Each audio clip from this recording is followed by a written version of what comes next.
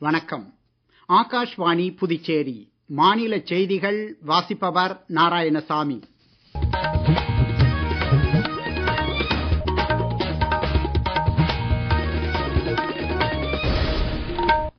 தலைப்புச் செய்திகள்.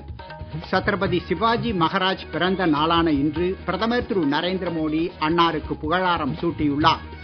தலைமை தேர்தல் ஆணையராக திரு கியானேஷ் குமார் இன்று பொறுப்பேற்றுள்ளார். இந்திய பொருளாதாரம் பற்றிய தரவுகளை மக்கள் எளிதில் அறிந்து கொள்ள ஏதுவாக மொபைல் செயலி ஒன்றை ரிசர்வ் வங்கி அறிமுகப்படுத்தியுள்ளது. புதுச்சேரியில் உடல் உறுப்பு தானம் செய்வோருக்கு அரசு மரியாதை செலுத்தப்படும் என மாநில அரசு அறிவித்துள்ளது. இனி விரிவான செய்திகள். முகலாயர் ஆட்சிக்கு எதிராக போராடி மராட்டிய சாம்ராஜ்யத்தை நிறுவிய சத்ரபதி சிவாஜி மகாராஜ் பிறந்த நாளான இன்று பிரதமர் திரு நரேந்திர மோடி அன்னாருக்கு புகழாரம் சூட்டியுள்ளார். சத்ரபதி சிவாஜியின் வீரமும் தொலைநோக்கு பார்வைகளுமே துணிச்சல் மற்றும் நீதியை நிலைநாட்டி சுயராஜ்ய சிந்தனைக்கும் அடிக்கோலியதாக சமூக ஊடக பதிவு ஒன்றில் பிரதமர் கூறியுள்ளார்.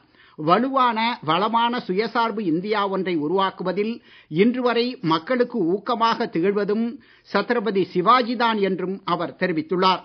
சிவாஜி மகாராஜின் 395ஆம் ஆண்டு பிறந்த நாளை ஒட்டி மகாராஷ்டிர மாநிலம் நாக்பூரில் இன்று காலை நடைபெற்ற ஜெய் சிவாஜி ஜெய் பாரத் பேரணியில் மாநில அமைச்சர் திரு சந்திரசேகர் பவன்குலே உட்பட பலர் கலந்து கொண்டனர். பேரணியில் பங்கேற்ற இளைஞர்கள் மல்லகம்பம் போன்ற பாரம்பரிய விளையாட்டுகளையும் தண்டப்பட்டா வாள்வீச்சு போன்ற வீர சாகசங்களையும் நிகழ்த்தி காட்டினர். சத்ரபதி சிவாஜியின் வீரத்தையும் வரலாறு குறித்து பல்வேறு இடங்களில் நாடகங்கள் மற்றும் உரை நிகழ்ச்சிகளும் நடைபெற்றன. டெல்லியில் சட்டமன்ற தேர்தலில் வெற்றி பெற்ற பாரதிய ஜனதா கட்சியின் சட்டமன்ற குழு கூட்டம் இன்று மாலை நடைபெறுகிறது.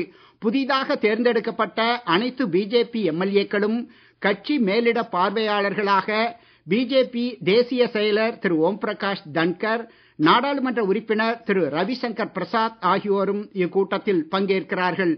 அடுத்த டெல்லி முதலமைச்சர் யார் என்பது கூட்டத்தில் தீர்மானிக்கப்படுகிறது. புதிய டெல்லி முதலமைச்சரின் பதவியேற்பு விழா டெல்லி ராம்லீலா மைதானத்தில் நாளை நடைபெறும்.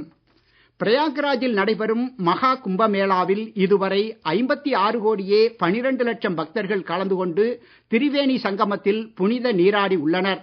திரிவேணி சங்கமத்தின் கரையில் அமைந்துள்ள பழமையான படே ஹனுமான் கோவிலும் பெரும் எண்ணிக்கையில் பக்தர்களை ஈர்த்து வருகிறது. இதற்கிடையே உத்தரப்பிரதேசத்தில் மொத்தம் 75 சிறைகளில் உள்ள சுமார் 90,000 கைதிகளும் மகா கும்பமேளாவில் பங்கெடுப்பதை குறிக்கும் வகையில் திரிவேணி சங்கமத்தில் இருந்து அனைத்து சிறைகளுக்கும் புனித நீர் எடுத்து வர முதலமைச்சர் யோகி ஆதித்யநாத் மேற்பார்வையின் கீழ் ஏற்பாடுகள் மேற்கொள்ளப்படுவதாக சிறைத்துறை வட்டாரங்கள் தெரிவித்துள்ளன. வாரணாசியில் 3ஆம் ஆண்டு காசி தமிழ்ச் சங்கமத்தில் பங்கேற்றுள்ள தமிழக குழுவினர் கங்கை நதியில் புனித நீராடி பழங்கால கோவில்களில் வழிபாடு நடத்தினர்.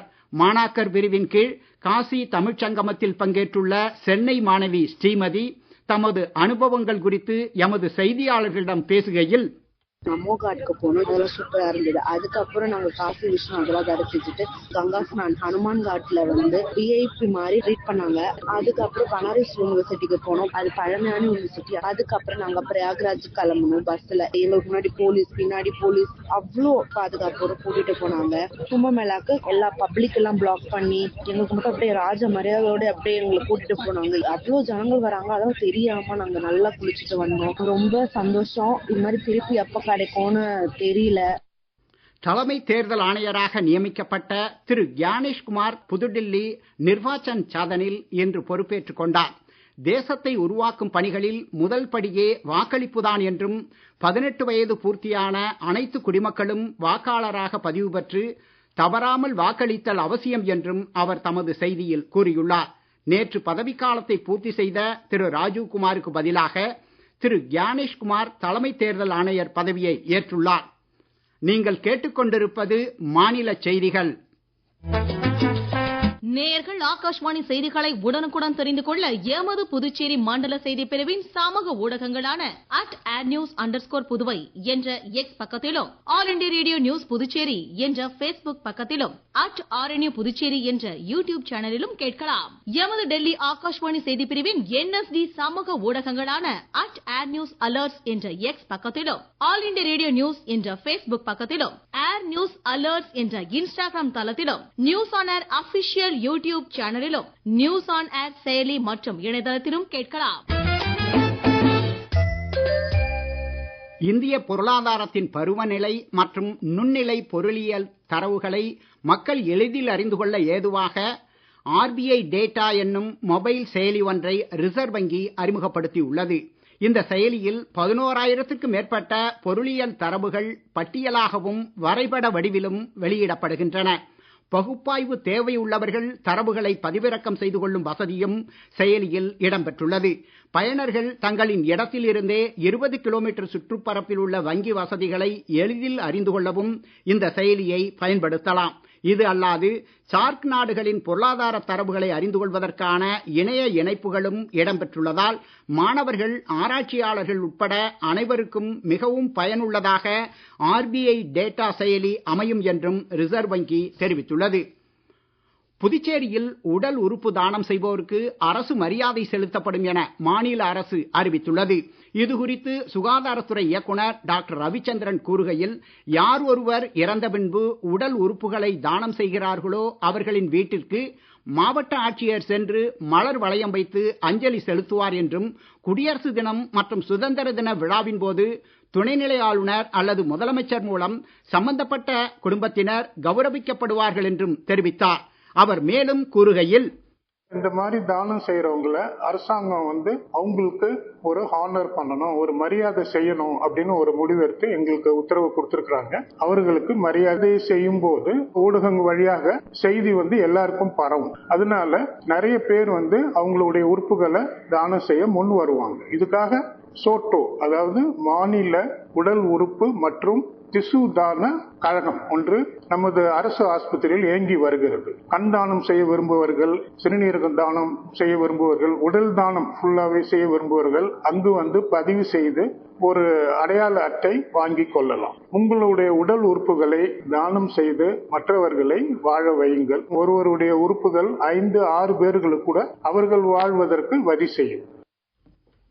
புதுச்சேரி மின்துறையில் காலியாக உள்ள எல்லா பதவிகளையும் நிரப்ப வேண்டும் என்பது உட்பட பல்வேறு கோரிக்கைகளை வலியுறுத்தி மின்துறை பொறியாளர்கள் மற்றும் தொழிலாளர்கள் நலச்சங்கத்தின் கூட்டு நடவடிக்கை குழுவினர் இன்று மின்துறை தலைமை அலுவலகம் முன்பாக உண்ணாவிரத போராட்டத்தில் ஈடுபட்டனர்.